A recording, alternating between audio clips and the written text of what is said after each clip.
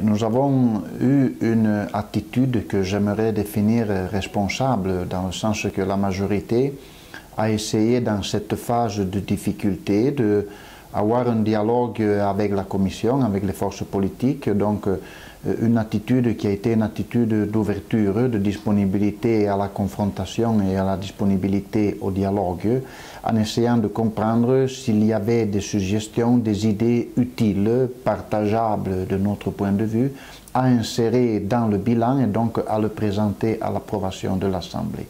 De notre part, je voudrais dire que nous valuons cette situation comme une situation de grande difficulté, une crise qui continue depuis des années, à laquelle, je crois, la région a su dans le temps répondre. Je voudrais rappeler que cette année, pour la 6e année, nous prorogeons les mesures anti-crise, c'est-à-dire un paquet de presque 80 millions d'euros en faveur des entreprises et des familles valdôtaines, afin que surtout les couches sociales les plus faibles puissent en quelque sorte avoir un instrument de soutien.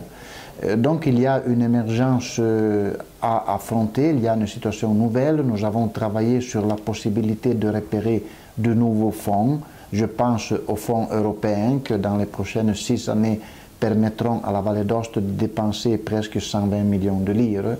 Nous avons essayé de dialoguer avec la Banque européenne des investissements pour obtenir des fonds en des conditions spéciales afin de financer à nouveau les fonds de rotation. Cela permet d'intervenir dans les secteurs du commerce, des hôtels, des petites entreprises et essayer donc de faire repartir en quelque sorte l'économie. Nous essayons de travailler sur le travail, donc l'embauchage.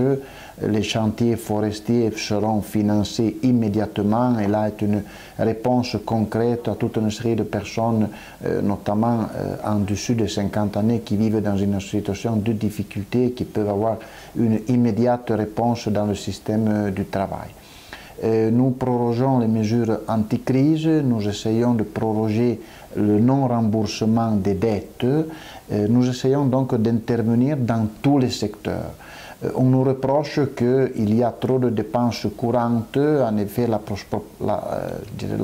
proportion est comme d'habitude très haute, mais je voudrais rappeler que les dépenses que la région fait ne sont pas dans un fond noir sans retour. Je crois que la région dépense pour les salaires du personnel, le salaire de l'école, pour le fonctionnement du territoire, pour le fonctionnement de la santé. Donc il y a un confin souvent pas trop immédiatement perceptible entre dépenses courantes et investissements qui en quelque sorte ne peut pas avoir immédiatement un jugement négatif. Donc en général ce bilan essaye de porter la Vallée d'Aoste vers un système nouveau, un système où le concept de fonds perdus ne sera plus possible, mais en quelque sorte essaye également de diminuer le poids du public en faveur du privé en essayant donc de revitaliser l'économie.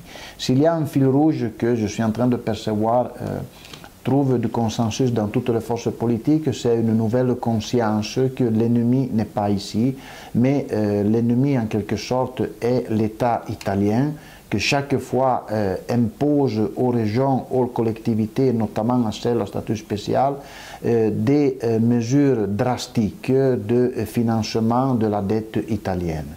Dans ce sens, nous ne nous substraons pas à nos responsabilités, mais nous demandons qu'il y ait une discussion avec l'État où l'on puisse repartir de façon très claire et définie les compétences et les fonctions de l'un plutôt que de l'autre.